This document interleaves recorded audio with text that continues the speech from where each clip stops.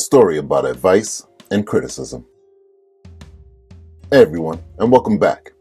It's Amari, your Perpetual Tech Noob, learning more with you.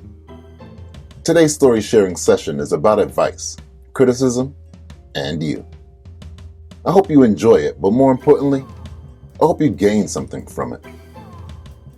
Now, I know I can be quite long-winded, so for the viewers who would rather just have the cliff notes, the main takeaway is that you should do your best to at least keep an open mind and open ears for the advice and or criticism that's given to you, whether you ask for it or not. Out of the very few people in this world who actually care about you, there's even fewer who will take the time away from their own life, their workload, and their pressing issues to study your life, your workload, your issues, and then craft a more or less palatable set of insight for your benefit. Especially if your success or failure doesn't really affect their daily life and current set of issues. With that out of the way, I would like to point out a couple of pieces of advice given to me for reference. The first critical piece of advice I wanted to note was fairly recent and was regarding the A Story About Fear episode I recently posted to this very same playlist. After releasing the episode, I had a viewer reach out to me with a suggestion. What was said to me was something along the lines of, if you felt that someone in your presence was nervous, what you should have done was to give them some encouraging words instead of making a video about it. Now, this bit of advice was also critical of me, so my initial thought reaction was rebuttals.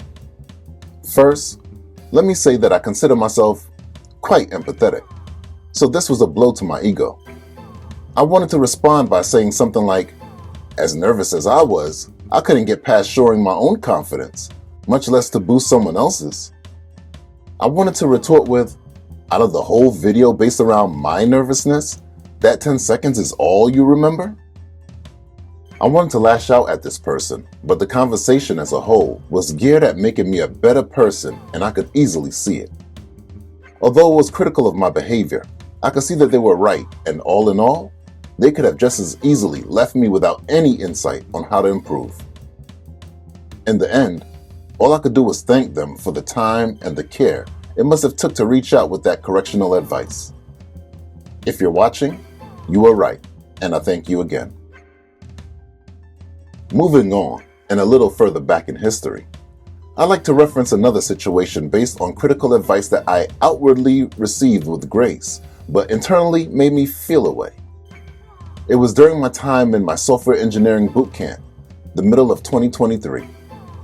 I'm not sure if you have seen my channel's intro video, but in that video, I explained that I learned React while waiting to be inducted into my full stack cohort. I mentioned that I created an app from scratch to challenge myself and my skills.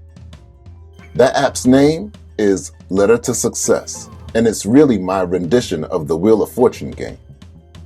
Getting back to the scenario, about halfway through the cohort, we had a particular mock interview, and one of the higher-ups of the establishment singled me out to interview me.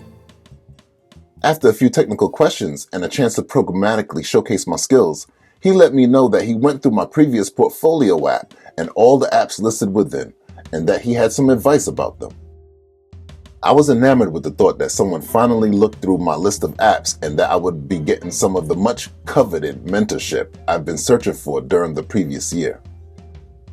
As he went through the list, as I was recreating it for myself, I could feel my eyes glisten and gleam, and all I could think was, I hope I don't look like a weirdo. I hope this isn't off-putting, because there was nothing I could do to stop it. I just couldn't control how happy I felt to finally get detailed feedback on my creations. Finally, he arrived at Letter to Success, and my mood changed. He ran through a list of critical points at least 3 times larger than any advice he had on any of my other apps. Every one of the list items were utterly valid. Each one was commonsensical. New word. You heard it here first. Each one was so sensible that they were guaranteed to make the user experience 5 times greater upon implementation. So why You might ask, did my mood sour? The answer is as much simple as it was simple-minded. It's because I can't take it! I can't take it! I can't take it! Oh my God! Oh my God! this app has been gestating in my mind for almost as long as I was coding. As a matter of fact, I honestly couldn't wait to learn JavaScript and enough of the React library to finally bring this app into the world. I spent almost a whole year planning it out in my head, and I think it took over 2 months of wholly dedicated days and nights to finally get it to a point where I could consider it a working app. There was a lot of blood, sweat, tears, and especially pride, all entangled within that app. I'm still in love with it today, almost as if it was a child of mine, regardless of its shortcomings and deformities. Of course, I had nothing but gracious thank yous for my temporary mentor, but I could see that he realized that my mood changed from exuberance to acceptance once he brought up my first self-made app. I tend to wear my emotions like a sticker on my forehead, so as that 90s song said,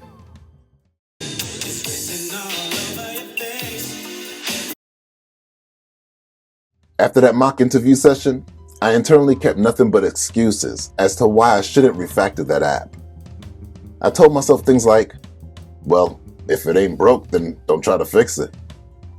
I mean, I spent so many painstaking hours to get it operating in a way that I could call functional. There's a lot of CSS animations that I had to implement through trial and error, and in all truth, I was too lazy and scared to have to go through that torture again, especially with the possibility of breaking it.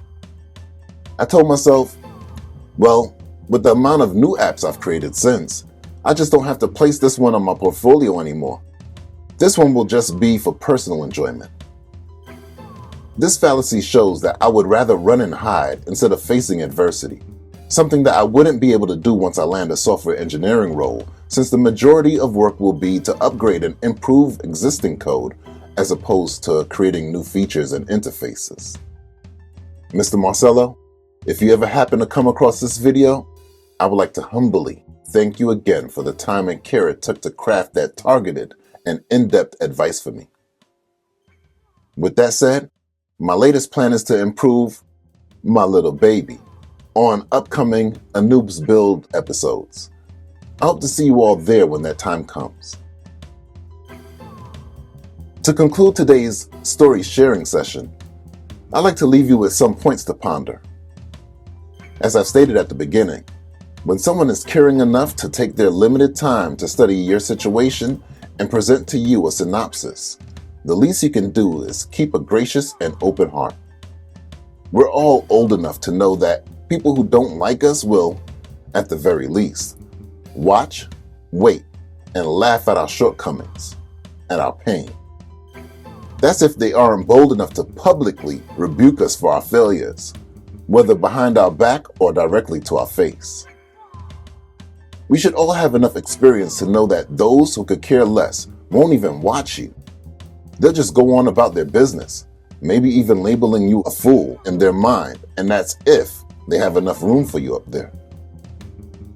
The people who are willing to observe and criticize us directly show a level of care that could only be summed up as that of a true friend. Someone who's willing to accept our possible hostilities in the hopes that they can help us be a better person. Someone who actually wants to see our life improve. A real one, as people call it these days.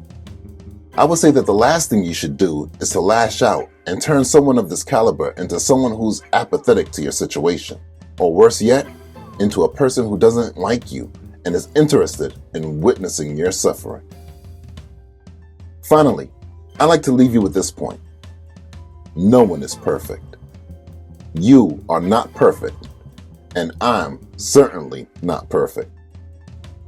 That's to say that there is always room for improvement. As many milestones as we've reached, whether they were forced upon us, like grammar school, or self-imposed, like picking a college major, we can sometimes get blinded by the level we have attained. So happy to have reached these milestones that we forget that there are many more steps needed to move from acceptable to exceptional. So eager to believe we've earned our level of rest and complacency, we often forget, or forego, the fact that there are even more things to learn, whether from your own experience or that of others, to bring us to an even higher level, albeit in work, play, or general quality of life. We can always do better. We can always continue to build. Today, you have yet another chance to be better than your yesterday. Be grateful for that, and be especially grateful for anyone who's willing to take time away from their own betterment efforts and attempt to help make you better, especially when your enrichment holds no weight on their daily tasks and traumas. I'll leave it there for today. Still, wishing you all the best. Until next time. If you appreciate what we're doing over here, don't forget to like, subscribe, comment, and share. All right, y'all. Till next time, you know how it goes. Keep building.